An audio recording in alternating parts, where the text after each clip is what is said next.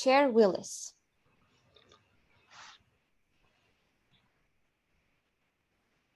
Carolyn, you're muted. Sorry, present. Thank you. Vice Chair Pease. Present. Board Member Bauer. Present. Board Member Henwick. Go, you're muted.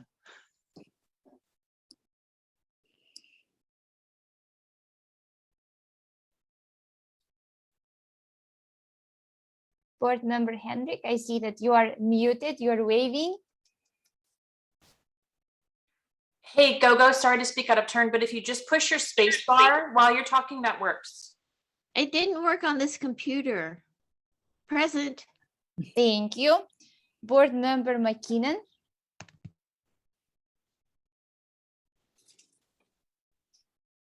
Board Member McKinnon, if you could press the space bar. Yeah.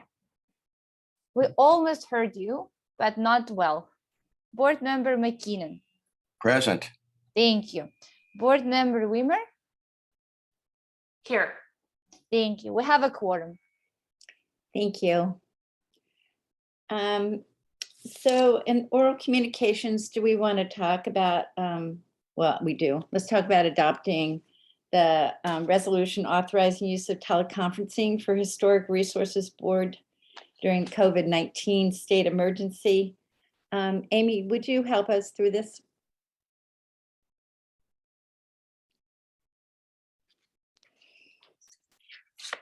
Amy, are you here? I am here. Sorry, I was muted. Okay. I am not looking at the report, but just knowing that what we are doing citywide for each of our boards and commissions is adopting resolutions so that we can continue meeting remotely. So today is December 9th. If the board would go ahead and move and second and approve the resolution that's in your packet, if you've read it, and let me know if it's confusing, but everybody's doing it. We're still working from home. There's still a threat from this COVID pandemic, and the council had put these out there to go ahead and adopt to be consistent with state law. I move we adopt this resolution. Yeah, I'll second. And all in favor? Aye. Aye. Aye. Aye. Aye. Do you have to have a roll call for this? Yes, I will conduct the roll call. Thank you. Okay. Board Member Bauer. Yes. Board Member Henwick. Yes. Board Member McKinnon. Yes. Vice Chair Pease. Yes. Chair Willis. Yes. Board Member Weimer. Yes. The motion carries 6-0. Thank you. The next item, well, do we have any agenda changes? I notice we don't have minutes. I'm assuming we will take them up next time. So I'm going to assume there's no agenda change. Regina, did we Yeah. forward any minutes from the October 28th meeting? Yes, so I contacted the transcriptionist, our consultant, and they said they will send me them sometime this week. Okay, so the approval of minutes will Would be at the next January retreat. HRB. Yeah. Okay, that sounds fine. Regarding the schedule of meetings, I know they only show through 2021, and this will be our last one. So I would like everybody to assume that, okay, so we're going to have a retreat in January, our second meeting in January, which of course I've forgotten the date. I want to go 27th. Is that right, Amy? Yeah, that's right. Okay. And then we will not have a meeting on the second Thursday in January. But starting February, we are meeting twice a month to get some things done before we hit November when you know, I think actually we might just have a conflict in December. We might, I know we skipped Veterans Day this year. So I would like everybody to put meetings for 2022 on their calendars. And let's plan on accomplishing some things. Amy, anything further on the schedule? Excuse me, I have a question on the date for the retreat in January. I Yes, have a scheduled vacation planned from the 20th through the 31st. So are we meeting on the 6th or the 13th for a retreat? no, we're not. I can look and see if there's another date, but I'm hesitant to go off of our second and fourth Thursday. And the second one is a little early in the year, and Amy has several conflicts. So the best we've come up with right now is the 27th, but I will keep in mind that you're out of town. And Could I jump in?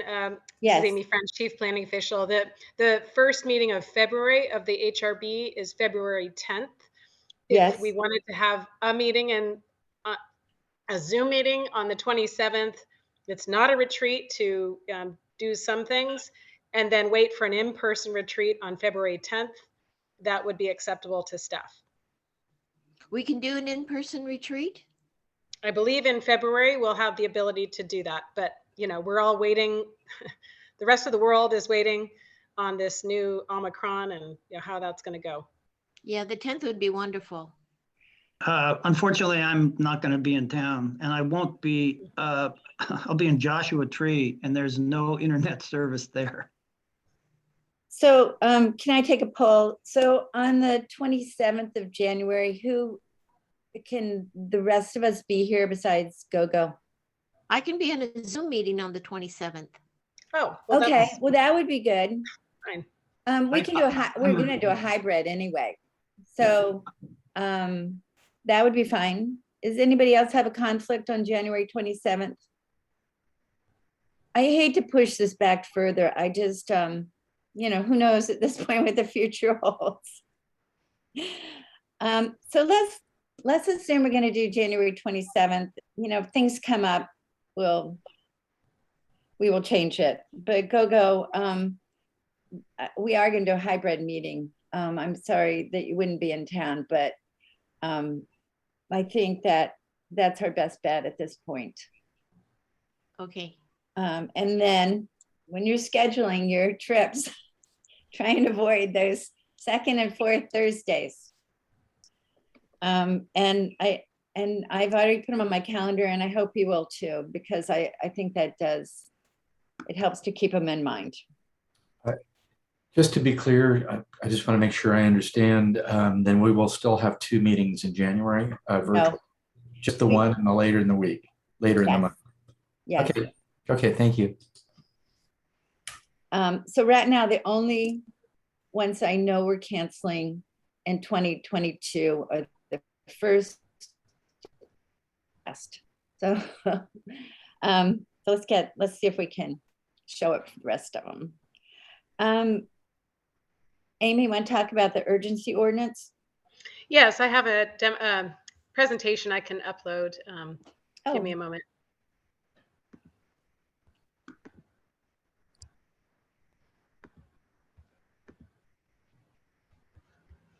Okay.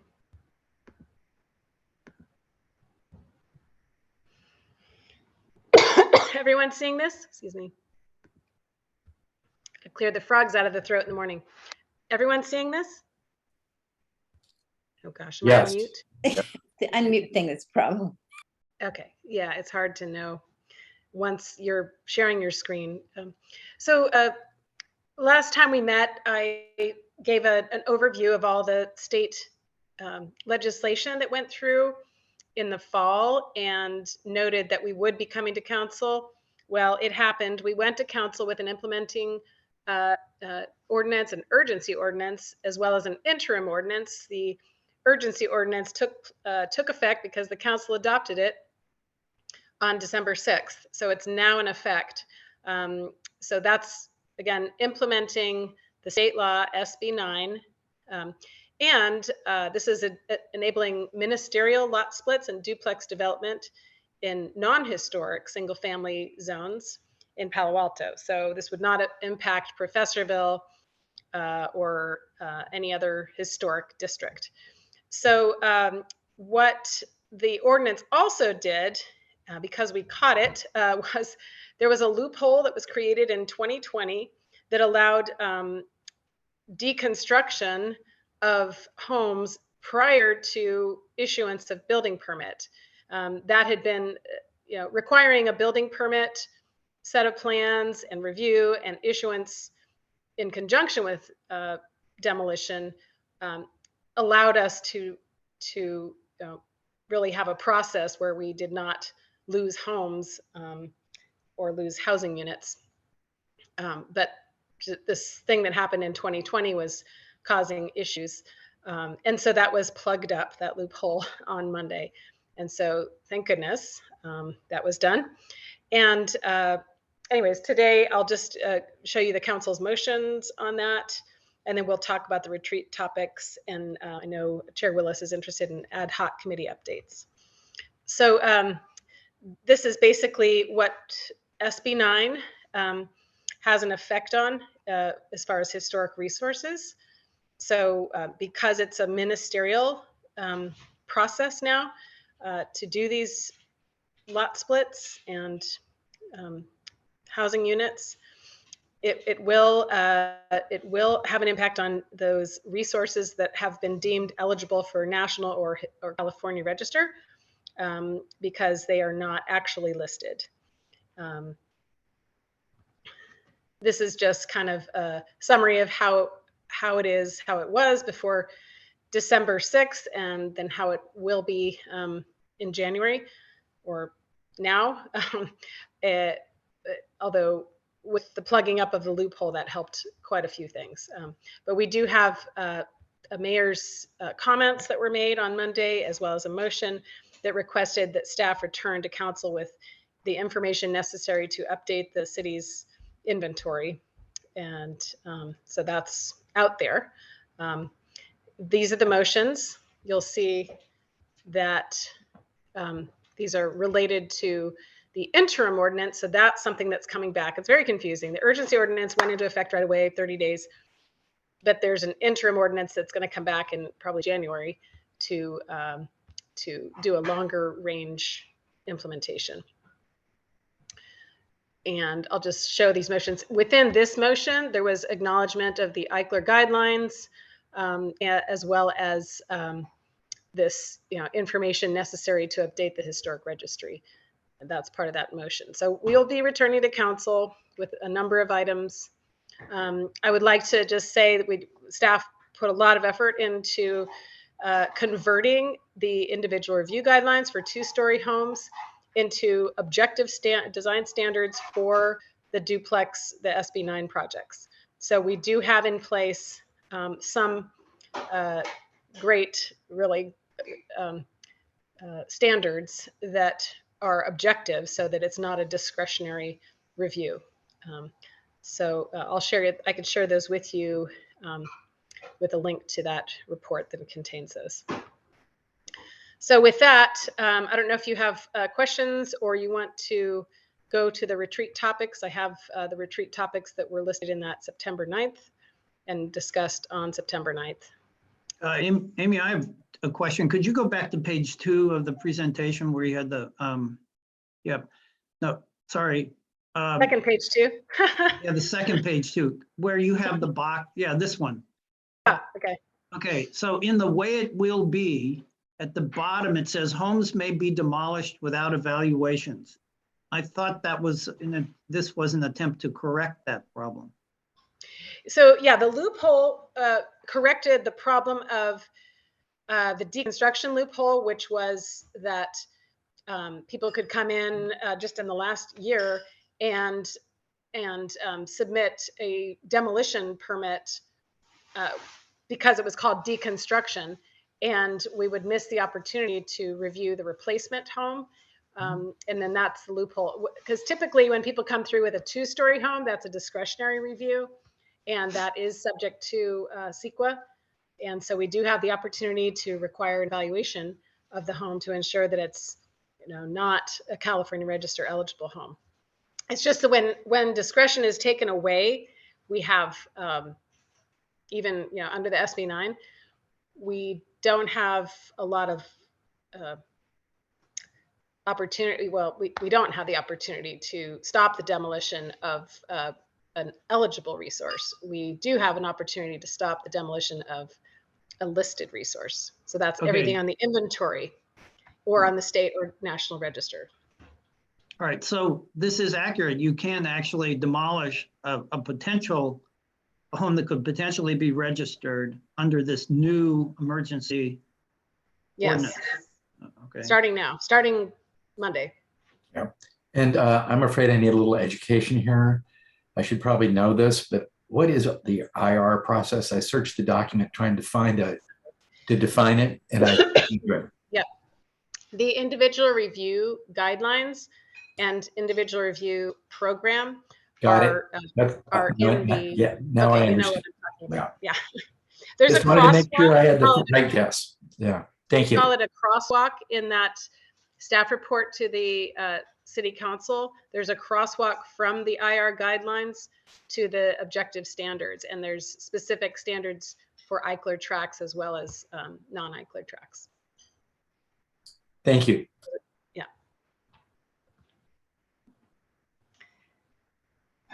Any other questions?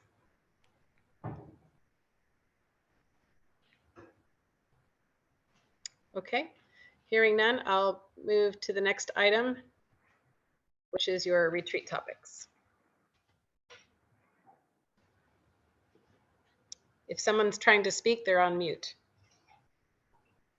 Well, I think I will speak. It seems to me that it would serve us well to get the potentially eligible structures onto our inventory. And I've spent a lot of time looking at those structures, not in real life, but at the DPR forms for those. And there is a huge variety. So my suggestion would be that we explore how we can most quickly get those on the inventory. And I would suggest we just call them all category 4 to start and work on getting them on the inventory, and then any updates that we want to do from there. Amy, is that feasible?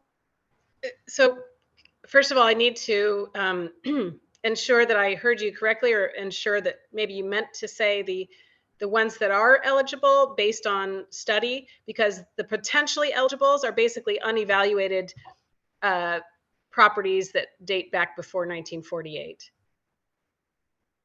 Do you understand the difference? Eligibles are the ones that the Dames and Moore survey of 1998 to 2000 identified as National Register eligible. The ones that we've identified since the comp plan was adopted at the end of 2017 as eligible for the California Register, those are considered eligible. The potentially eligible are basically the windshield survey, the unevaluated resources that might be eligible, but we haven't studied them further. No, I'm referring to the ones that have determined to be eligible for the National Register. And that work's already done. It feels like, that's our most expedient thing, and at least those are protected. I do think we need a plan for, like every meeting, we need to evaluate 5 or 10 properties and see if those, if we do want to put them on our inventory. But for now, I think we need to just work on getting those that have been determined eligible onto our inventory. And since the inventory work has been done, I don't really understand why it should be much of a process. Well, if you consult the Palo Alto Municipal Code 1649, and I feel like I had put that into a staff report, one of these staff reports, but there is a nomination process that that involves the council, recommendation from the HRB and council. There would be outreach to the property owners, because as we've been saying, being eligible is not the same thing as being subject to our municipal code, the ordinance that has protections for at least categories 1s and 2s, less so for categories 3s and 4s unless they're in the Professorville or downtown. So, I mean, I think this will take, we've already reached out to our consultant and received an estimate for the work. It's something, in the tens of thousands because of multiple hearings with HRB and council preparing the documentation. I mean, some of these were evaluated in 1998, and we need to, see if they still have integrity or still existing. A number of efforts there. And I think, we've heard from the mayor that there's interest, but they need to have information about it and direct the work technically. So I think that certainly the HRB can do some kind of a straw poll, send a message. I don't know if a colleague's memo is appropriate, but as I've been saying, it is a comprehensive plan program that hasn't begun to upgrade those eligibles to our actual inventory that's subject to the ordinance. So I think it would be something that you as the chair, Chair Willis, can coordinate, perhaps a memo, straw poll, and we can report back to the council. And we need to be authorized to commence the work. I have something to add if possible. So there is a new, I don't know how new it is, but there is a new procedure or new step that's required, which I recently experienced and learned a lot from, was that I did a project in College Terrace and it was deemed potentially eligible on the parcel report.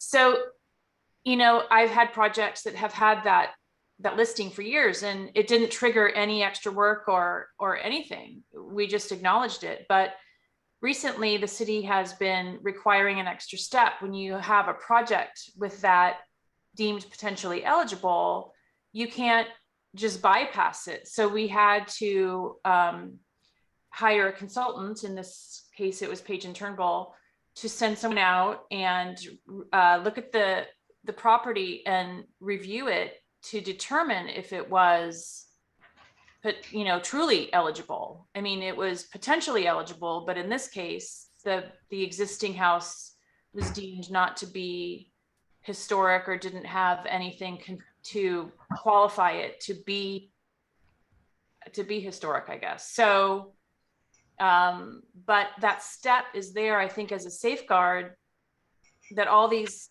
houses that have been added to that list that was done back in 1998, now, if anyone wants to alter those properties, they do have to go through the step to ensure that they're not altering something that's potentially historic. And I think even though, it's an extra step and it's an extra expense to the owner, at least we have that measure in place now, which I think is good, where I don't think that measure was in place in the past.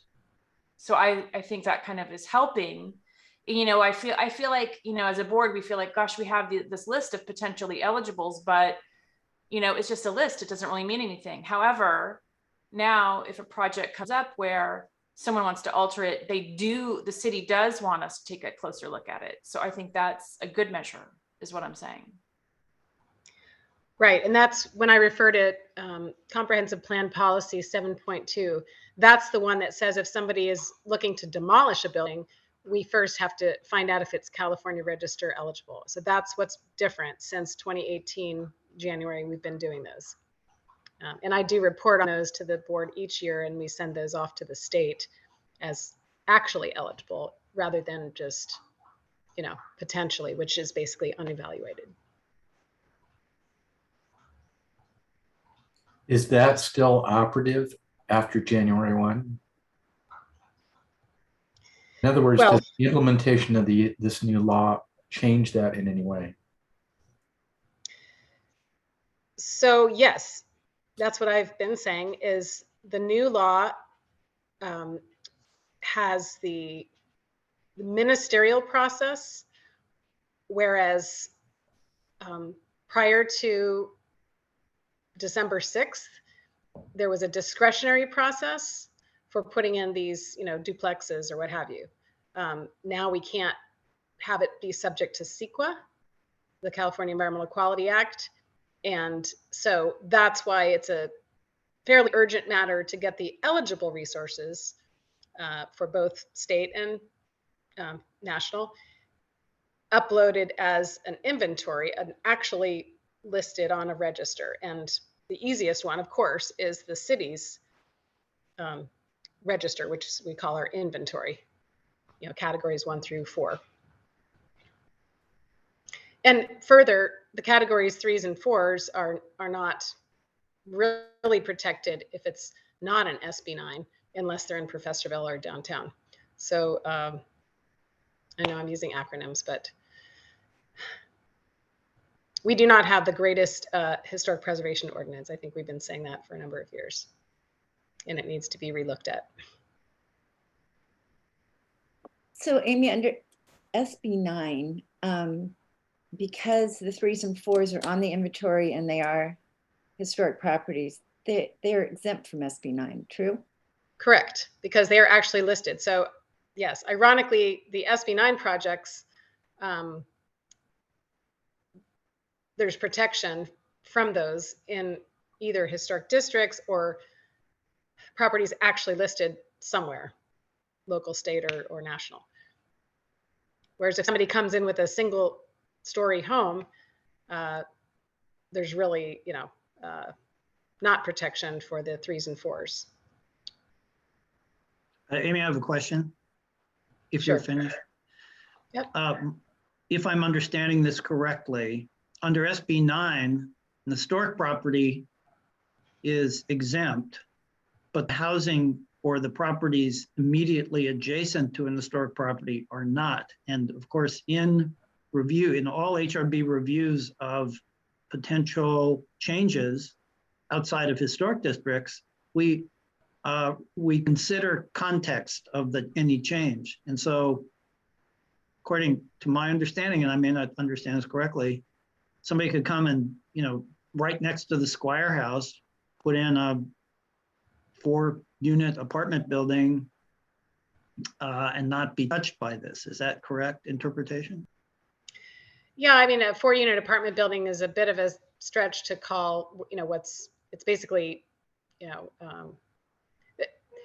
there's all variety of permutations and combinations of SB9, so I won't go into that. But yes, if what's next door to the Squire House is not on a register, local, state, or national, it could be torn down and an SB9 project replace it. Thank you. That's one reason I'm really interested in the mapping, that I think we need to. There were several potential historic districts identified when we did the survey.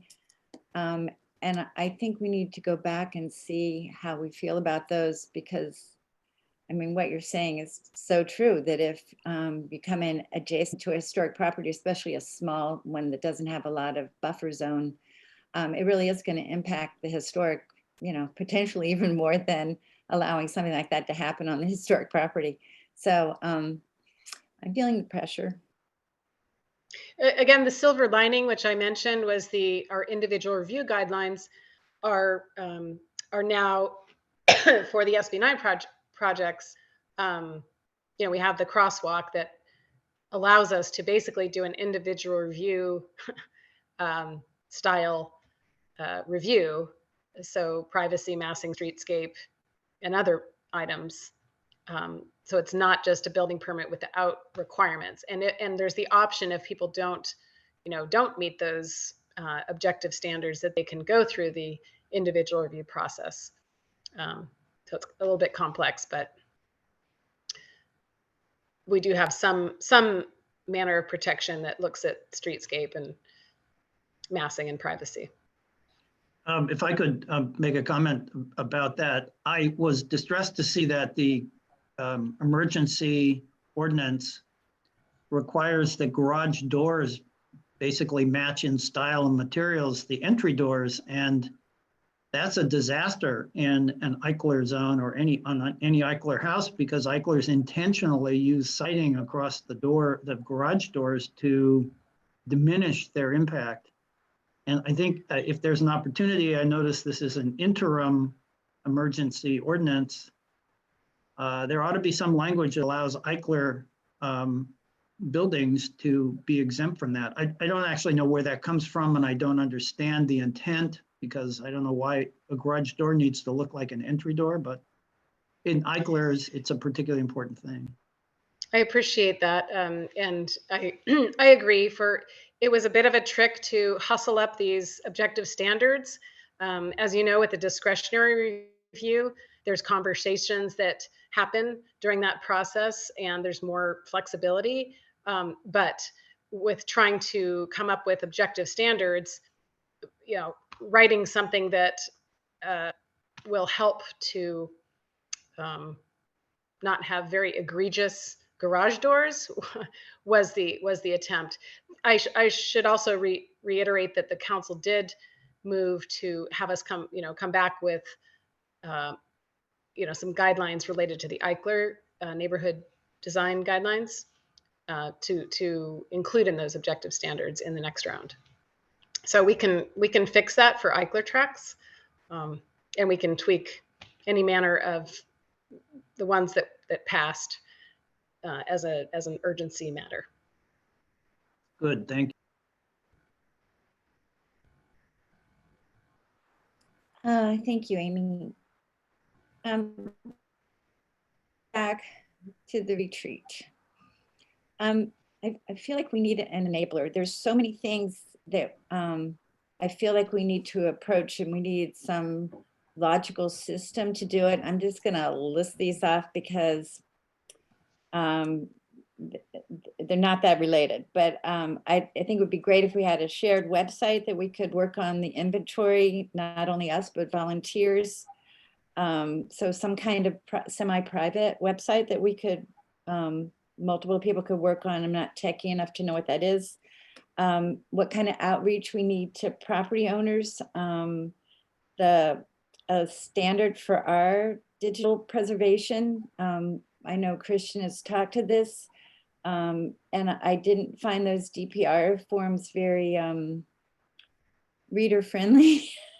I think we might want to look at something else, and in conjunction with that, I think that we definitely want to look at getting our inventory, both our current inventory and our soon to be enlarged inventory, on the web, so that that information is available to people. I think that's probably, I mean, from my point of view, that would be one of our strongest preservation incentives. If you could go on and read about, you know, Palo Alto houses or your house, or when you're thinking about buying and who lived there before and what it means to the community, you know, it would be much easier for people coming into our community from East Coast or some other country to understand why this has some value. So I think those need to be much more accessible.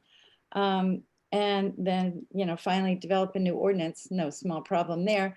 But there's so many things and so broad. I hate for us to get bogged down and just be overwhelmed. And I'm wondering if there's some way or some technique for making this manageable. Caroline, Amy, I'm looking at you. Oh, okay. Yeah, I could take this off so I can see people. I'm just, if everyone's had a chance to look at this, I can put it back up as well. I'll stop sharing.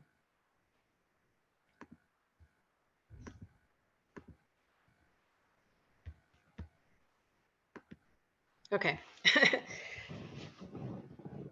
Now I feel like a full participant. When you're sharing, you just get what you're sharing. Your video is frozen, Amy. Oh, okay. It's okay. We can see you, but just so Okay. Well, hopefully I'm not frozen in a weird facial position. I can't see you. Mine's just black. I mean, my screen of you is just black.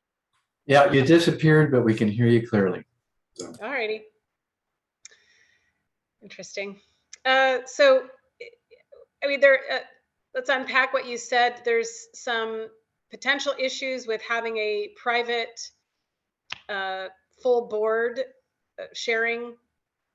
I think if there's a subcommittee, that's acceptable. Yeah, I'm not a lawyer, but I think, again, we have, as a public board, following the Brown Act and everything, you know, that would have to be looked at. Amy, let me be clear. I mean, what I'm looking at, the DPR sheets you sent me, you know, they're kind of bulky to send around. It would be nice if we just had access to those on the web. And if we recruited people to help us with the research to see if they're still standing or if they've been significantly changed, it would be nice to be able to refer them. Well, I mean, I guess we could, you know, forward one or two of them to those people, but I'm just thinking it would be nice to have some kind of tracking thing. It wouldn't necessarily be a decision making. I don't see why it would be a problem with the Brown Act. It would be an informational. If we were to use the city's website and have a place on the website for, you know, subcommittee efforts, and we could upload some, you know, some stuff under that type of, you know, if you wanted to publish some things. One thing I would say about the DPR forms, those are, as you know, the Department of Parks and Recreation, it's a state form. And so the reason those are used is because if somebody wanted to send their own DPR to the state to get listed so they could get advantages of tax credits or what have you, then it's in the form that the state accepts those. That's the, you know, industry standard for those things. I agree, it's not pretty for a web page. Well, I have to tell you that I have high expectations for some future historic Palo Alto webpage. And I would like to see a lot more documentation, photographic documentation. I'd like to see these DPRs attached, but I'd also like to see like a 2-page form that's basically the summary and a, you know, 1 or 2 pictures. It's kind of the entry. And then if you want more information on that property, you know, it'd be great to have that too. Carolyn Past has a website that has a huge photographic component to it. So that part of it kind of exists, and we have talked about linking to Past, the city linking that information to their website. But and we do. Our website does have a link to the Past, and we refer. We constantly, upon ask by buyers, sellers, etc., we send them out the DPRs that we go into and email them. We also email them the link to the Past website that has color photos. It's the same information as on the DPR forms on that Past website. So we utilize that, and it is a link on our historic web pages. Great. You know, I am aware of that. I just would like to see us take ownership of that. Carolyn, if you permit me, I can go back and give you an update on the Mills Act when you're ready. Thank you. Yeah, let's go for it. Let's do it now.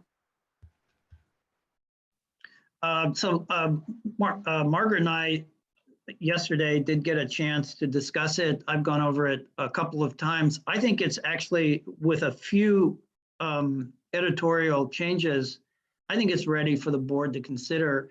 It's a complicated strategy to get something like this articulated in a way that answers all of the stakeholders' questions. But I think we just, instead of waiting for that perfect document, we just need to move forward. The really big hurdle is not going to be creating the document, because it's mostly done. It's getting the council to believe that this is a worthwhile thing to adopt. in the current environment of no money and no staff for historic resources. But I think we could easily do it as a single meeting, a separate as meetings topic, or we can do it at the retreat. I don't actually think we have time to do it at the retreat. So you think we need more time than just the retreat would allow?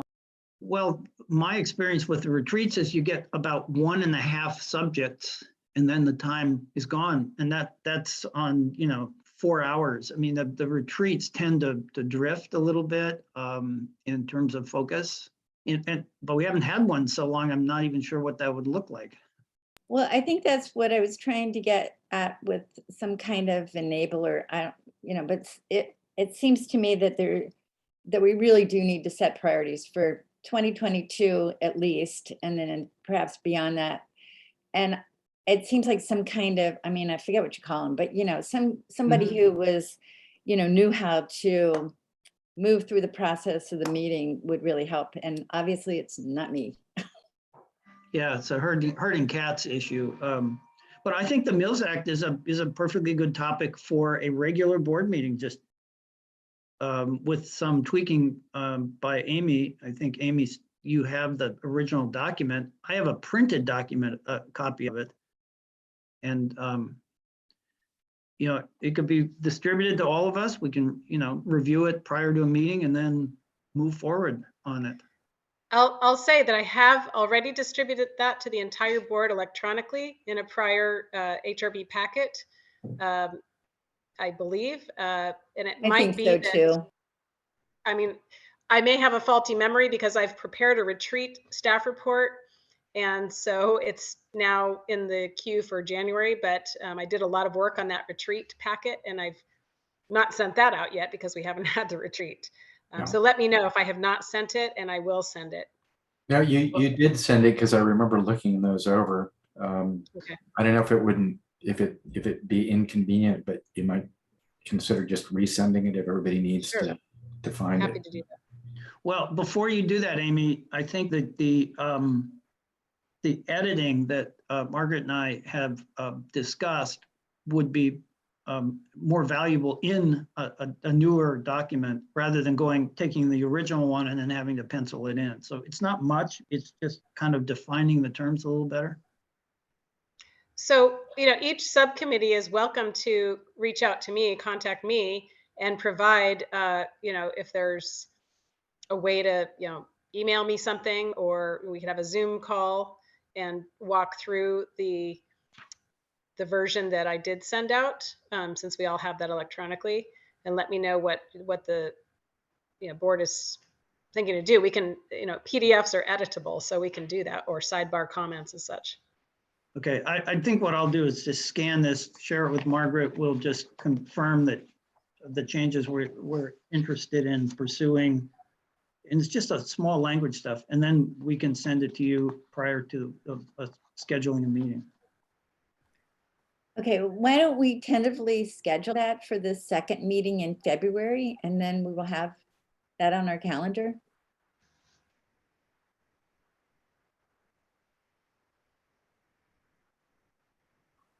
That's February 24th. Yes. Sure. Thank you, David. Okay. How are we doing with mapping?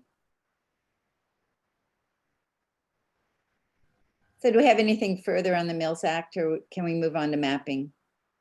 Yes. Oh. I'm done. Thank you.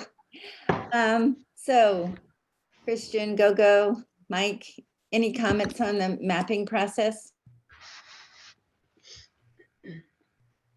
Well, I'll take a shot at that. We didn't get very far.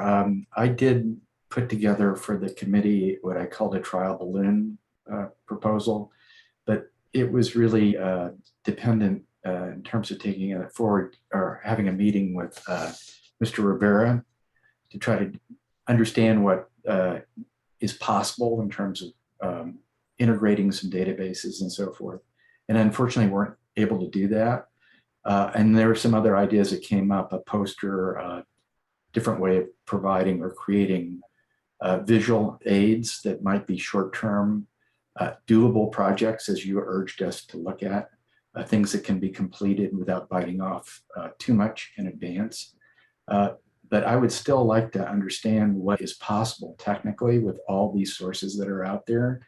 And that was just not possible during this time of year in order to get everybody together in one place and to have that meeting.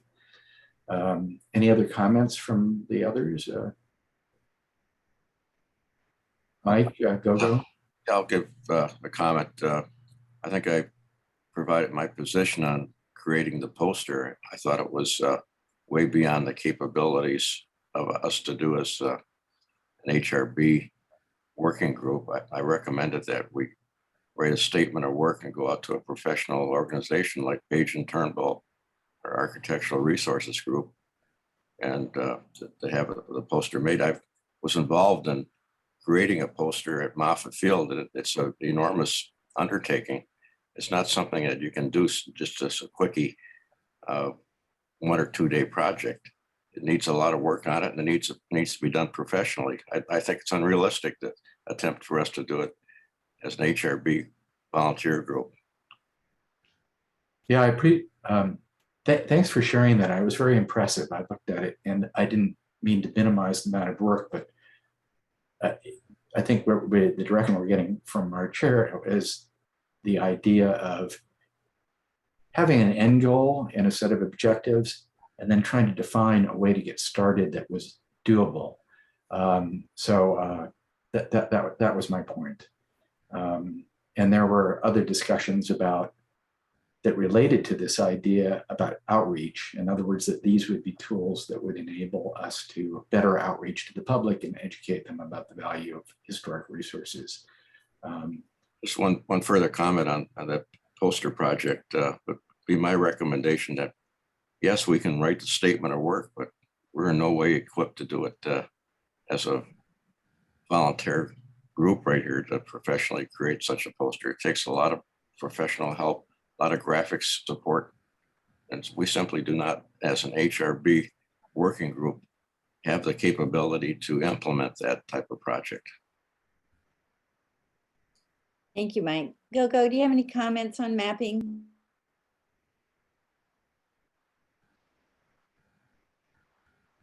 Good morning. Yes, I do. I was kind of waiting to see what we were going to come up with the city council's information. And I think that if we could do an overlay of the housing element potential sites map with all of our historic sites, especially the categories 1, 2, and then having the special listing of the ones that we really need to study right now, I think that would be a very easy way for us to get started. Okay, so first of the year, we need to hook up with the person in the city who knows how to do the mapping. Is that where we are with this? I think we do need to meet with the city. Okay, so Amy, can you help enable that so that we can move forward with this? Certainly. I know I've connected the group to Roland Rivera in the past, and I can reach out again to him and let him know today there was conversation about having that meeting probably after the holidays. We are getting close. Yeah, I think at this point it's after the first of the year, but I think it's time to figure out how we go forward with that. So regarding the and just retreat, further on, I'm sorry, further on the city's processes, we have processes that involve allocating funds, going through purchasing, contracting with consultants. So that has to be factored in as far as timelines, getting authorization to use resources and, defining the scope, et cetera, for using consultant help. so to clarify, so learning how to use this map, does that require a consultant, or are we not going to be able to interact with the map? Do we need somebody else to actually do the work? Well, those who met with Roland before, I think you did meet with Roland on a Zoom call, no? No, Okay. no, we did So not. I We're- tried to facilitate that Yeah, before. we were not able to, within the time frame that was allowed, to get everybody coordinated, and, you know, the Okay. calendar synced to do that. It's, if I'm understanding it correctly, that's our best path. If we're in the digital world, we're not looking just standard static graphics and data. If I'm correct in that, that was my impression. And it sounded like it from our previous conversation about the GIS system. Yes. So as I said, I will help. Okay. I will reach out to Roland today and let him know that you're still interested in meeting and talking through the technical side of what would be required to have these layers become, workable. Would it be helpful if I sent you my trial balloon? I'm not sure if it's accurate, but it does. I did try to take all these sources and list them in one very short document. Sure. I have no idea how realistic this is, but I could send that to you. Christian, will you send it to me too? Okay. I thought I CC'd you on that. Maybe you did. Yikes. Okay. Will do. Send it to me again. So I got to say, it does not seem like the mapping is anything we're going to have by our retreat. I was really hoping that it would help us focus in on how we're going to move forward. But it seems to be, in this thing, it's a project of its own. And I was hoping it was more of an enabling tool to help us look at where we might want to pursue historic districts, and how, maybe focus on which of the ones that properties have been determined to be potentially eligible for the California National Register, which one of those we might want to explore first.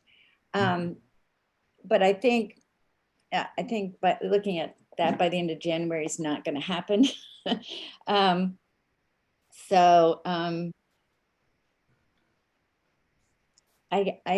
Do we have any other comments on?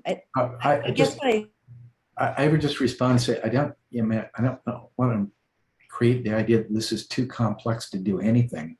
I just think we're sort of dealing with an urgency around this new state law and responding to that, trying to get started. But it's useful to have a notion of a roadmap of where we're going and what the objectives are.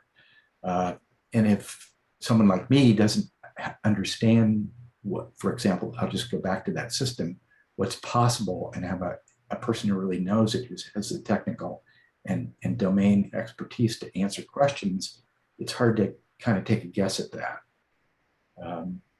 So I'm just wondering how we can work out something for the retreat where we can come to some consensus of how we balance the tension between the urgency of what's in front of us and what might be, for lack of a better term, low-hanging fruit to get started, without having at least a basic idea of where we're trying to go over time.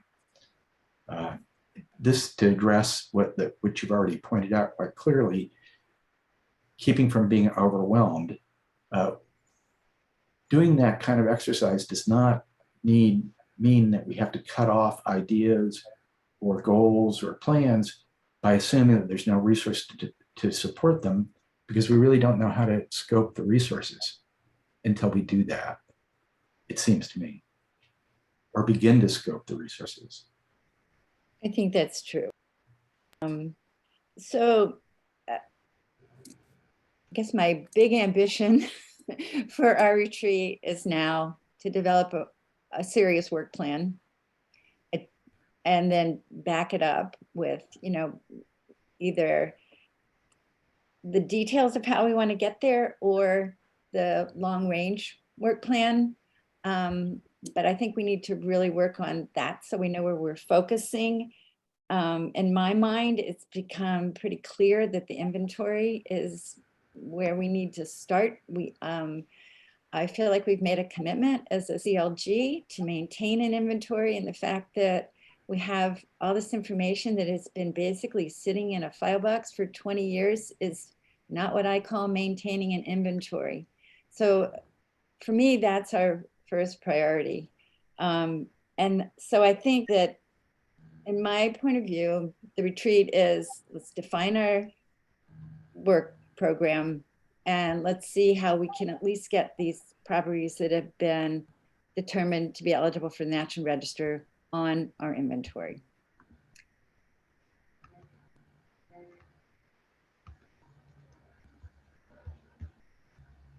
Sorry, I was muted.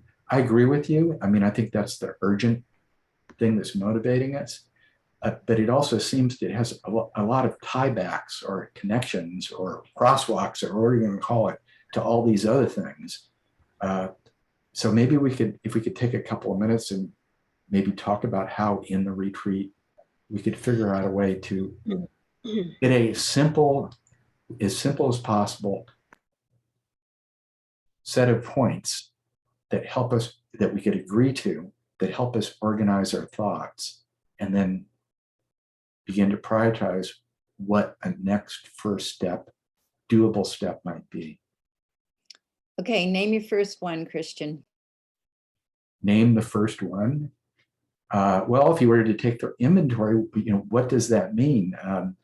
There's public outreach, there's standards. I mean, it seems to me the Mills Act provides a valuable potential incentive if we're going to public outreach to homeowners, et cetera.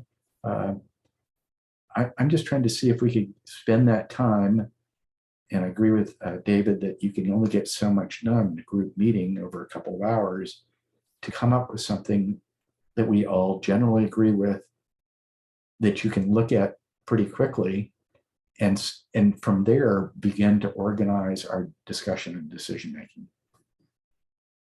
Any comments or reactions to that? Does that seem reasonable, or is it? I think you're right in a lot of these conceptual things that we want to accomplish require not only our time, staff time, and probably funds that need to be poured into these projects. And sometimes I feel like, I mean, it's great to come up with these, let's update our inventory. Let's review the historic preservation ordinance that we have. I mean, all these things that we all want to achieve. I just think we have to pace ourselves, because in all the years that I've been on the board, I think we make minor milestone steps towards these goals. I don't know if we're going to race to any finish line with it. So I think identifying and continue to refine the goals that we have is an achievement unto itself. But I think also, along with each other of these goals, we honestly have to define, what does that mean? Like just updating the inventory. It's one thing to add residents to a list and have an ongoing list of houses that are deemed potentially eligible. But in order for them to graduate from a list to an actually eligible resource, we would have to hire, a historic architect like Page and Turnbull or Architectural Resources Group. It costs like $5,000 to $7,000 for them to go out and to thoroughly look at these resources and do the research and determine if this one house is something that can graduate from an inventory list to be actually a category 3, 4, 1, 2, 3, or 4. I mean, that's a big deal unto itself. So go ahead, David. Well, I just want to make a comment that following this, Debbie Shepherd actually pursued getting her house listed on, I think, the California Historic Register, contacted Page and Turnbull, and they said, sure, we'd be happy to do it. The fee is $15,000. And she said, thank you very much. And that was the end of it. I mean, this is a huge expenditure, and for most people, probably out of reach. So we need to figure out, I don't know if Amy could answer this. Is there a way that the city could simplify the process to get houses listed as category, 1 to 4? As I noted, I'd already reached out to our consultant to, get an estimate in the tens of thousands, over somewhere between 20 and 30,000 to simply look at the deemed eligible, not potentially. Let's just stop saying potentially eligible and just say those are unevaluated resources. Okay, because it's getting confusing. The eligible properties, there are 10 homes that were found eligible for the California Register that were formerly potentially eligible or unevaluated since 2018. There were many more found not eligible. So what Page and Turnbull, who is the consultant I reached out to find out what they would cost to do this, gave an estimate. We talked about the steps, how many HRB meetings, how many council meetings, this kind of thing, outreach. And, I can see that being even higher, of course, but their or any consultant's effort would look at the DPRs, the Department of Park and Recreation state forms that have already been prepared for all of those deemed eligible properties, and visit each one of those sites, see if the house is still there or if it's fallen apart, no longer having integrity, something like that. So then we could have a report out on just those, the 165 or fewer, because some may have been torn down already, and those that have been found eligible since 2017 comp plan. That's doable. That's doable with authorization to proceed with the project, to take staff resources, and to to go through purchasing or what have you, do an RFP if needed, all of that, because of the amount of the money, whatever. So to follow up on the last part of what you just said, there is one thing I think that the HRB could do, and that is you can do drive-by verification that the buildings are there. PAST does this every year for their centennial awards or recognitions. And so as board members, we go out, we split up the city, the list of potential houses, and just go out, walk or drive by to see if they exist, and half of them don't. And then the other problem PAST has is they're using census data and permit data, which is not very reliable. And some of the addresses are actually different. So the addresses of the original buildings don't exist. It's a complicated thing, but that's something that if you just want to get rid of the buildings, the addresses that don't have the properties on it, I think that's something we could do as a subcommittee, or probably have to do it as a subcommittee because of Brown Act, but that's just a little part of this. Did you ever give something like Street View, Google Street View, as an alternative to actually physically going out and doing it? Good point, actually. I mean, those are reasonably, they're kept up reasonably well in an area like this. Yeah. I just don't want, it seems to me at the end of the day, our responsibility is to get something back to the councils, and so they can act on this and make a decision. And the question is how to get there sooner than later, how much detail is required for them to do that, and perhaps an expectation that it's going to be iterative with them as well. And you might put something that's fairly straightforward on it forward first, and they're going to respond to it, and then we have guidance. So I don't know. I still want to, and I think the urgency is correct. We want to get something tangible done this year. But if we can create a larger context and then reduce that to a very manageable document and request, and go through the channels, the correct process to put that in front of the council and get a result back from them, whatever it is, we're going to know a lot more about where we really stand. So that is one of my questions. So I've become pretty familiar with these 165 properties that are determined to be eligible for the National Register. And there's a huge variety, but a couple of them are owned by the city. And I'm just wondering if that's where we start, that, the notification process, the whole thing would be pretty expedient. The water tower building that I'm sure most of you are familiar with. And then there's also the pumping station that's on Palo Alto Avenue that you may or may not be familiar with. But I'm just, how we approach the city, I guess I'm for sooner rather than later. But let's look for the low-hanging fruit. I've shared my screen because I prepared a slide for you today that talks about the next time the work plans are due from the boards and commissions. So April is when the next work plan is due.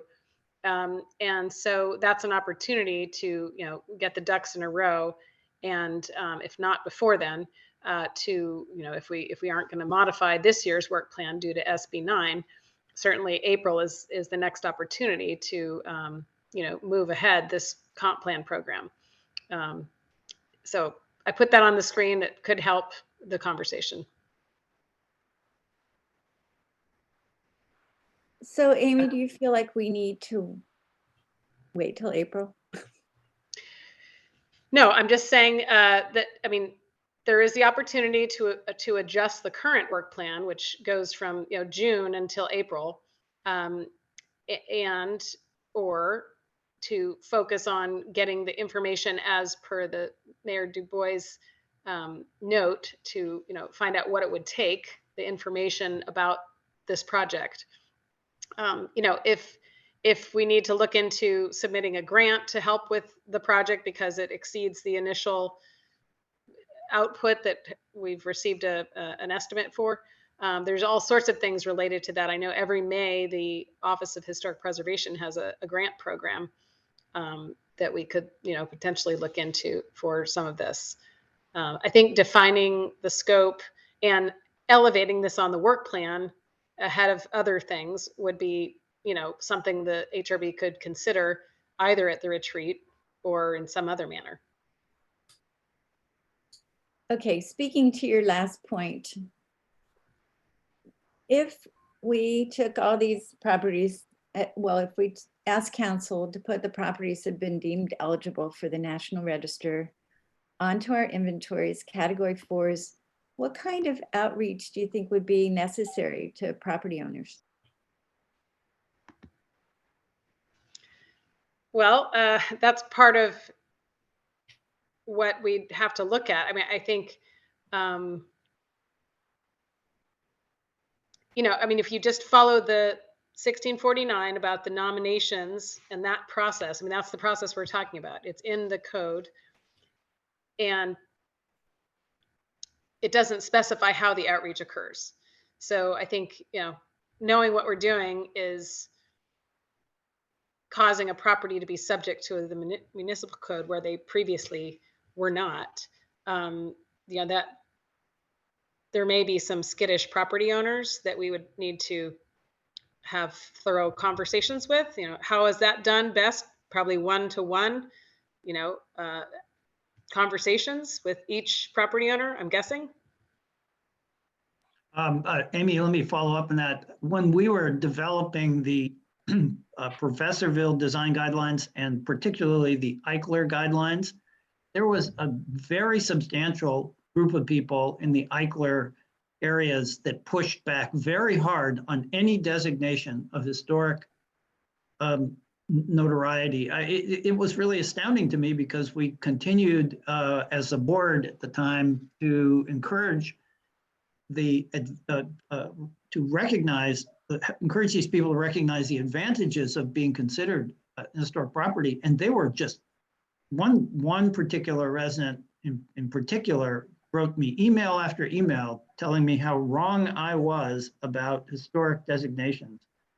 And with examples from New York City that were 20 years old. It's really a very, very touchy subject with some residents. And I don't know how you overcome that if you're going to ask somebody to be listed or designated in any way. That will trigger some unpleasant experiences. I think that seemed kind of obvious, yet ironically, there is a historic district which is all Eichler. I have friends who live in it. So they were able to accomplish this. So, you know, I agree this outreach process is dicey, let's put it that way. So I'm not suggesting that we don't do it, but I just am sharing the experience we had with something that was pretty simple and would have really benefited these Eichler tracks. I mean, there's so many Eichlers in Palo Alto, and yet I was just dumbfounded at how much pushback there was to even recognize Eichlers as an architectural style. I will second that because I was very much involved in that. We had I think a really excellent, you know, we've gotten awards for our Eichler guidelines, and but yeah, there was pushback. People didn't even want to have them attached to the individual review program for two-story homes. They didn't even want that to be a mandatory use of those guidelines. So it's in this town, everything is voluntary when it comes to historic, sadly. So what you just said, everything really is voluntary. I mean, how onerous is it to be on the inventory at this point? When you say how onerous is it to be nominated, or what do you mean by that statement? Be on the Palo Alto inventory. So if we, you know, if the council decided to put these 165 properties onto the Palo Alto historic inventory, how onerous would that be for any, as category 4s, how onerous would that be for any property owner? Well, sorry to interrupt, Amy. I have had a direct experience with one property owner who said, if you put my property on any historic register, I'll sue the city. I mean, it was so irrational, sad. And so, you know, we weren't even considering it, but because I was chair, you know, they found me around all the barriers I put up. And they were really adamant about that. So you'd think this is like a nothing thing to us. It's the minimum, but it was a big deal. Well, I'll start with saying the SB9, someone who might want to do an SB9 project would not want to have their house on the inventory, because the very act of being on an actual register of any kind, local, national, or state, they are not able to pursue an SB9 project. Yeah. Well, So at this point, it seems unusual that anybody would actually own a property already they were intending that they bought to do an SB9 on. I mean, it seems like from that point of view, we're better doing it sooner rather than later, because later people might have actually purchased properties assuming they could do use SB9. Yeah, I just think you move forward, do what we're going to do. And if somebody pushes back, then you don't, you know, you just pull them off the list. I mean, I don't know what else you do. There's no advantage of butting heads with anybody who doesn't want to be part of it. Well, there is an advantage as far as if they're not doing an SB9 project and they want to come forward with a two-story home, that's a discretionary process still. It's just when you start adding the multiple units that it becomes ministerial. I do think that there is a big component of property owners who see a historic listing of their property as it would just inhibit them from doing anything, and they see it as a negative thing, not a positive thing. I just, you know, and I know I've talked about this before about it would be great to create some kind of incentive for these people so that they would, through this incentive, they would want to have a historic listing. And I know the Mills Act was one thing. I don't know. It's just like you'd have to come with a big campaign to say how great it is to have, you know, a historic house in Palo Alto. Like you know, it's a badge of honor. You know, I think it's this psychological thing that people see it as a deterrent and not an asset. And I don't know where people get that attitude. I think it's because if they ever want to do anything, they have to jump through so many more hoops and pay so much more money. And they just see it as an obstacle or a hindrance.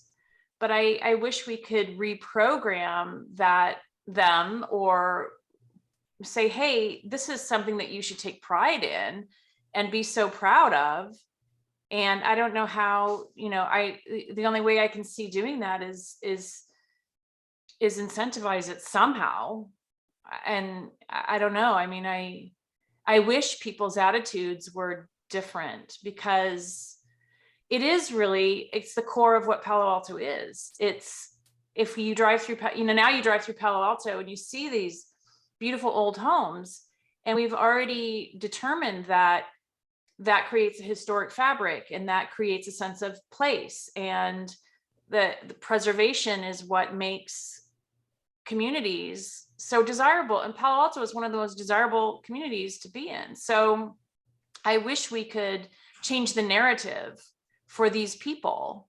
Instead of them viewing it as a horrible thing, they should want to achieve that. They should want to have their house on a list. I don't know how we can incentivize that. I mean, the only way is the Mills Act. Yeah, the only other way is like if they want to do anything, we waive their fees. Like if they want to, I don't know, or we have to create some incentive. I don't know what it is, but we already have an incentive, I would say, for categories 1 through 4 for additional floor area above the maximum. That's an incentive that exists. We have an incentive that exists that allows them to subdivide their property if they have a historic resource on one of the properties that would remain after the subdivision. So those are incentives that we have.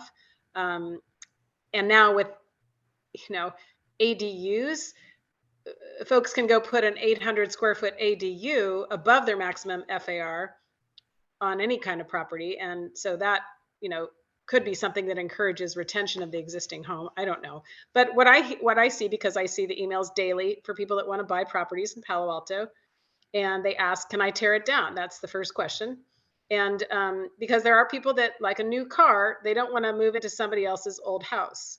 And so that's the most frequent email that we receive about historic properties or potentially eligible properties, Yes.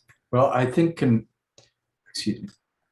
conventional wisdom is, for a lot of folks, their home is their largest asset, and they don't want to have somebody control that asset in a way that they think or perceive is going to be detrimental to them in that regard. So what I'm hearing here that kind of rings a bell is the mayor is asked, what is it going to take to get this done? How do we respond to that?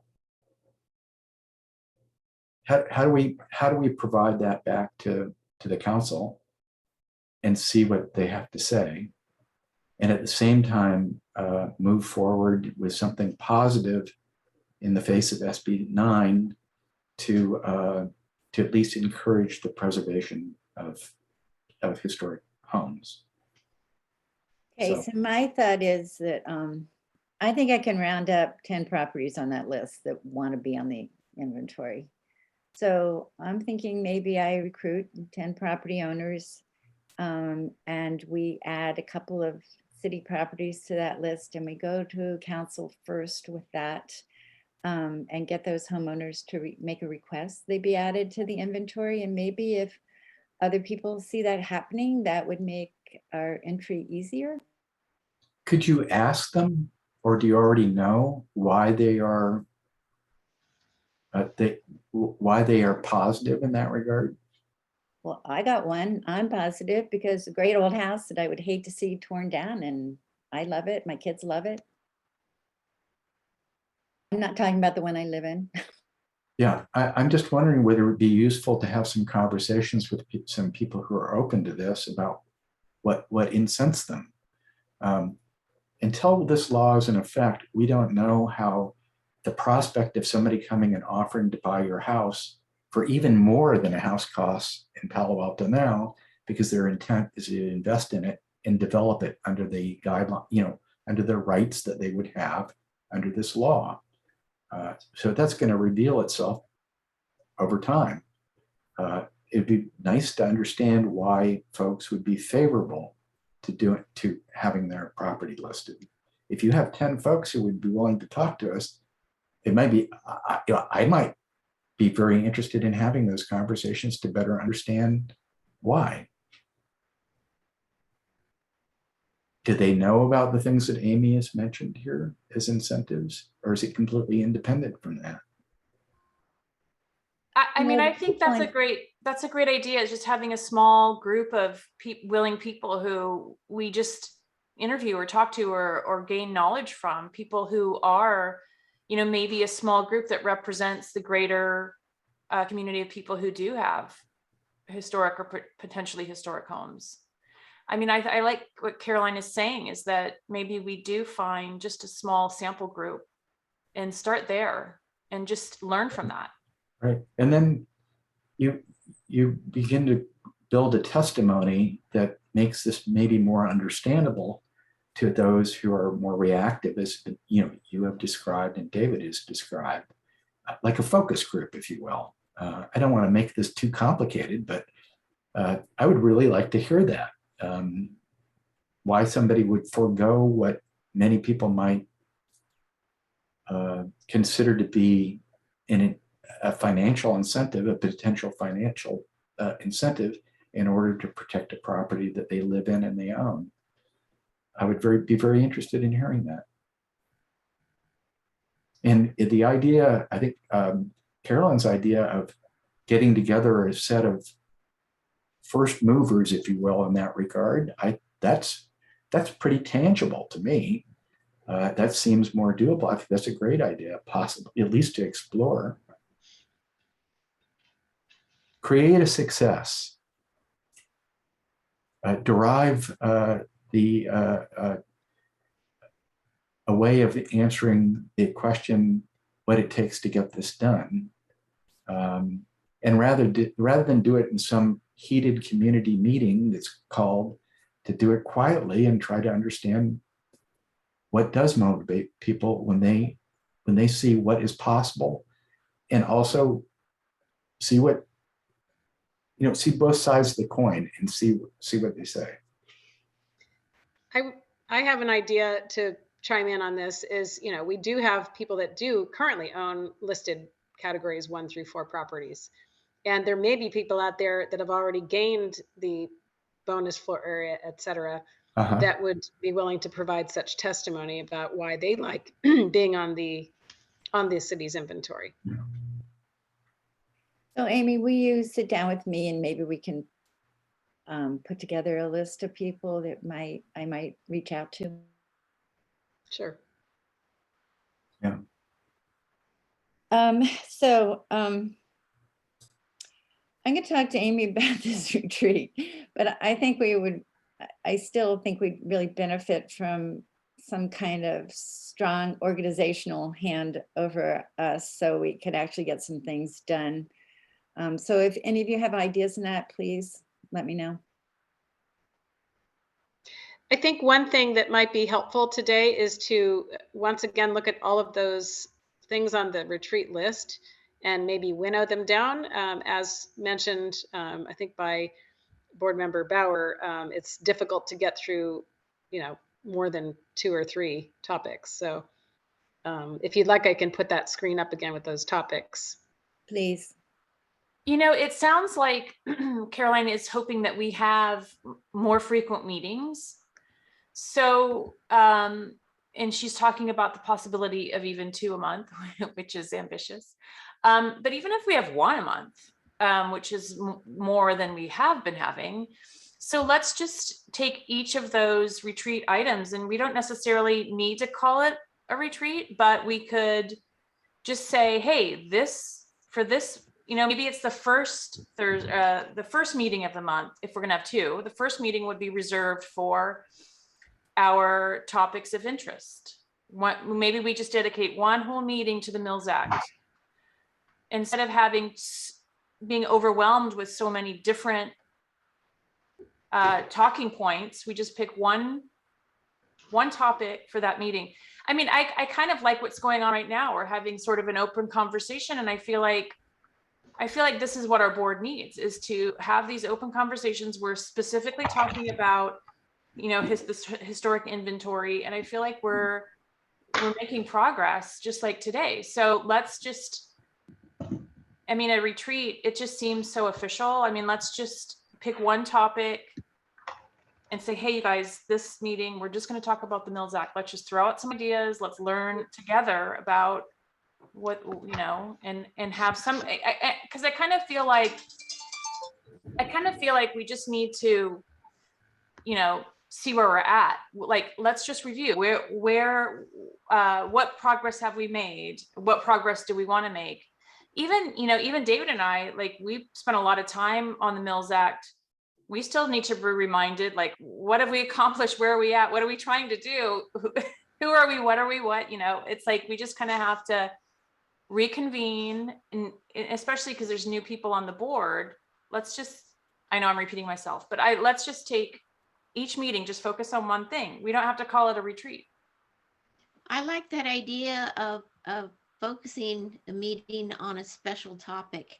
That way we can all study what that topic is, as opposed to just this shotgun effect of, you know, trying to hit everything at once and we don't get anything done.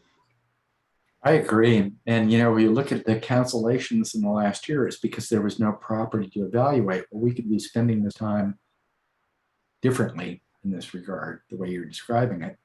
And I found this conversation very useful. I think it's the first time as a group we've done this, at least in my experience. Yeah, and I think we sort of connect, and we can just educate ourselves, you know, with the new people on the group, bring them up to speed. But I think it's, even for me, I mean, I have to be reminded, and I've been on the board for what, like 6 or 7 years. I think it is positive for us to in this manner, and especially with the amount of meetings. Maybe we have 2 meetings on one project. I don't know, but I kind of like this feeling, that this connection that we're sort of, that's happening right now. I think we should continue that. Yeah, I would second that, or third that notion. I'm going to be pressed for time here in 10 minutes. I've got to be someplace. I just wanted to, so I don't want to interrupt, but I'm wondering what the status is on finding a 7th board member. I can provide that update on this coming Monday, the 13th. The council is set to appoint somebody to that seat. So we'll have to wait until Monday to see what the outcome is. They've already done the interviews. I believe that was maybe in November. There was the interviews of the candidates. Great, thank you. Okay, before you go, David, and maybe we can talk about this. There are people who can remain in the meeting for a few more minutes, but I still think we've found a couple of things that I think we can do in the short term that would be very useful, like interviewing people that Amy connects us with that live in historic homes, and why they did that, why they have them be listed, and Carolyn's contacts that are considering this, that are open to it. I think we could also test some simple things like, will Street View be good enough to check on whether a structure is still there by taking each of us 5 places that are on the list and just going onto the maps and looking, and then driving out there to see if they're accurate. Yeah, I'm perfect. I absolutely agree that you spend a couple of hours and you get a flavor for whether it's possible.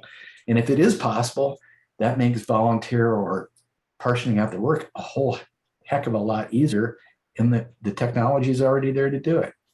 Yeah, well, past covered the entire city to find the 100-year centennial houses during the pandemic last year, just by parceling it out to the board members. So okay, I think it's a really good idea. Yeah, I would prefer to do it if I don't have to drive around, but well, no, I think.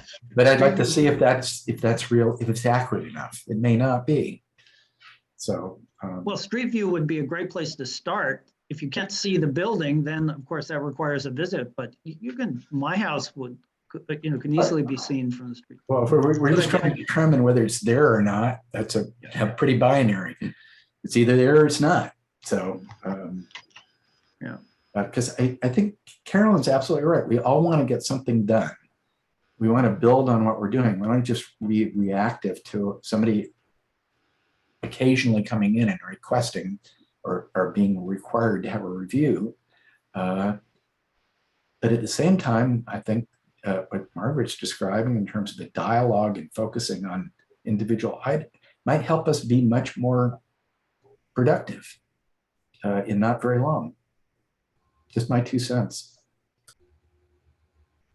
Okay, well, I really like the idea of having meetings that are focused on specific topics, aside from just projects that people built to bring to us. And one that's been on my mind lately is the History Museum. I think it would be great if we had somebody from their board come and talk to us, because I think the Roth building would be, it would benefit us as much as it would benefit the History Museum. It's a great symbol of preservation in Palo Alto if it wasn't so decayed, but it will be a great symbol of preservation in Palo Alto.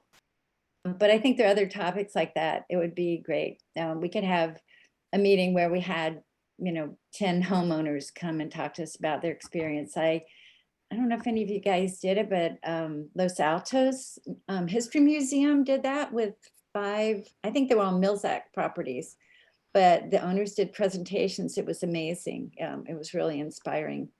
But I think that would be a great thing to work on. And it might also get other people interested in our meetings, which would build interest in preservation in Palo Alto. So maybe we put that on a list. But let's go back to Amy's list and see if we can sort of narrow down what we want to talk about at the retreat and what we would like to take and put on agendas for other times during the year.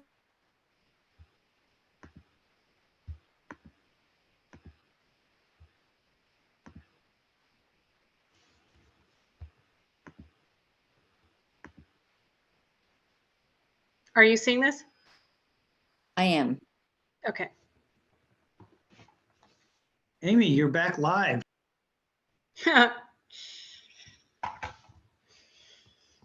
I think we've all sort of talked about our goals off and on. So as far as number 2, I think I'd like to refine that and state it as develop a work program. Does that sound reasonable? I'm sorry, I didn't quite catch the last part of that. I'd like to, I guess my first priority has become developing a work plan for 2022.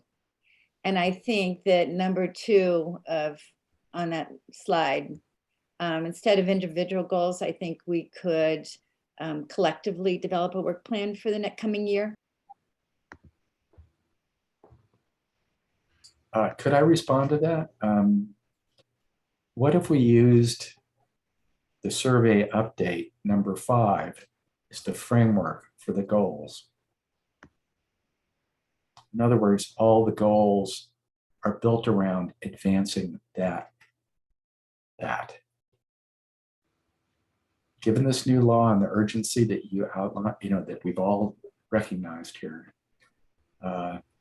we take that number 5 and we use 2 to apply it and define goals that support number 5.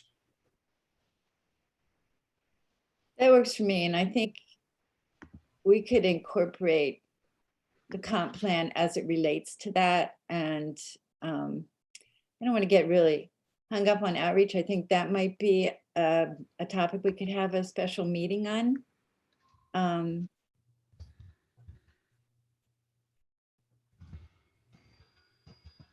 Any other thoughts? Are you just talking in general, things to add to the topics? We are talking about how to structure a workable retreat. So we want to refine these more than add. Well, I'm just suggesting, I think this could be very productive and it's huge. And all these other things seem to point, to be related to it, to be with this new law and what the council has said, if that's the planet, all these other things orbit around it. So, and again, I just think that this is a daunting list of, I mean, each of these is like, we could just spend a year on one of these and we've already got 7. So I feel like, and I honestly, I feel like sometimes when there's so much content, our brains just can't categorize and understand all of it. I think that's why we need to pick apart each one, focus on one thing at a time. Also, I Okay, would so recommend, Amy, sorry, Amy. Carolyn. Yes. let's remove number 3, and we will talk about that at our second meeting in February. Virtual presentation, let's delay that. We'll talk about it somewhat in terms of the inventory, but for now, HRB outreach, delete. well, there's a big, yeah, let's delete it as a standalone. I think I agree with that. I mean, one thing we could add, not that we're trying to add things, is reviewing the preservation ordinance, the historic preservation chapter 16.449. Maybe we're not making an active, we're not trying to change it. Let's just refamiliarize ourselves with it. It was written in 1960, a long time ago, 1980s or something. I was just looking at it, and it hasn't been updated since it was originally, maybe it was updated in the 80s, but I mean, maybe we're not trying to revolutionize it, but let's just refamiliarize ourselves with it as a group and discuss it.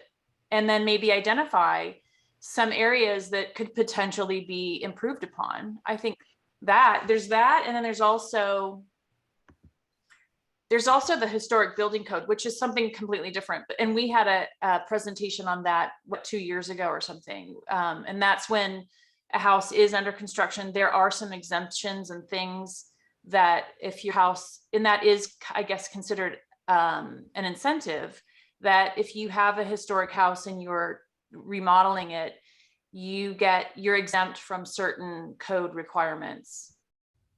That's something completely different, but I think I would tandem that kind of behind our own ordinance, just to become familiar, especially with new members on the board. And if we're going to add a new member, it's great training for all of us, even for those of us who work in the industry and have been on the board. It's great to refamiliarize yourself with it. Okay, I would suggest the historic building code is a separate, that we could have a presentation at one of our other meetings, because I think that is a big topic and it's something we should be familiar with. Yeah, the code is above and beyond, but we should at least, I have a PDF of the code. At least we should all have a copy of. It's a small chapter in the building code, and I have an isolated PDF I could share if you're. I don't think that's something that we all need to be experts at, but just know that just be aware that it exists. That's all. I have to go. I'm sorry that I didn't anticipate the meeting taking this long. Happy holidays, everybody, and look forward to seeing you on the 27th of January. Same to you. Thank you, David. Happy holidays. Bye, David. Good to see you. Good. And I did get a note from Gogo that she lost her battery, so we've lost her. Okay. Well, I think Margaret, that's another good thing, but I think that could be a component within the framework of this inventory issue. I mean, that's the urgencies around the inventory, all these things. I mean, they're hard to separate, but if the goal is to get back to the council around how to do this, that might be where, it seems to me that's putting the most wood behind being effective. So maybe we've just identified what our most important step is, our most important subject is. Well, if we came at it with some sort of a step plan around the inventory from that retreat, that seems very productive to me. Yeah, I agree. I agree. I don't know, Mike, Carolyn, chime in, Yes. please. I mean, I would like to see us come up with a work plan that is very focused on not only updating the inventory with the properties we already have documented, but also some kind of system to move forward. Because I think when you back it up for 30 years and you have, 30 or 50 years worth of properties, our inventory is, it's more than 40 years old since it's been updated. So, that's a lot of properties to look at. You need kind of a system in place to, add to it systematically. So, I'm all up for 1, let's do a work plan, and 2, let's see how to start taking steps towards updating the inventory. And I think that's probably a good goal.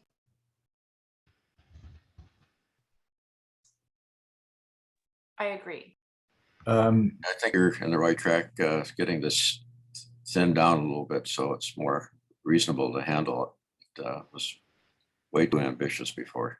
Yeah, that's true. And oh darn, I'm muting. Am I mute? No, I'm not. Again, I think if that is in the context of coming up with a way to do this inventory, it's a better way to focus. I suggest it's a better way to focus. I mean, we want to, if something's going to be presented to the council, we want to be able to answer the questions, and we want to be able to know what we're speaking to. And all these things seem to be, have a place to be at least touched in that regard.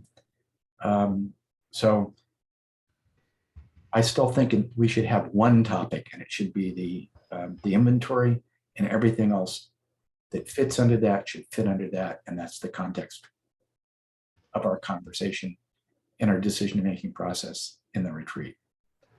I like that, because everything kind of stems from that anyway. So I like that. I like that format. And if we can get something coherent together to suggest back that the request has been made to how to get this done, that's a step forward in that. And at the end of the day, it's the council that decides where the resources go, how the money is spent, what the priorities are. It's not ours. So that seems to be, for the amount of effort we individually have to put in, to have the best return.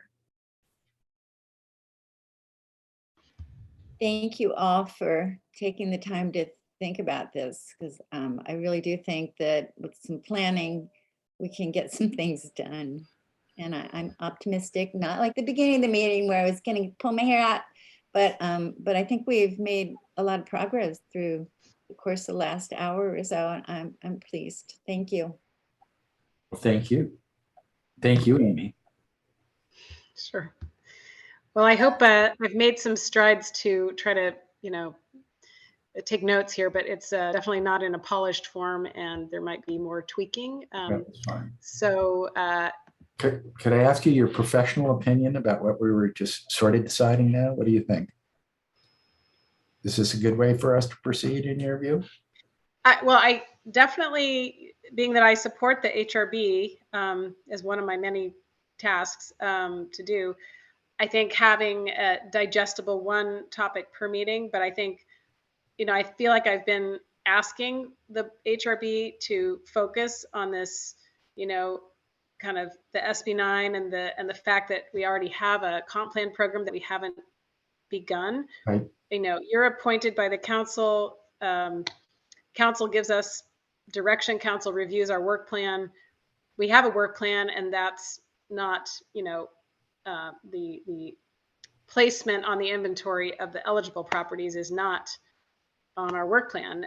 So, we have an opportunity in April to add it to the work plan. We have an opportunity before April to report back to the mayor and council what it takes, what the process is, the outreach, et cetera. And so that's, I think, worthy of elevating that, because it's gotten noticed by our mayor.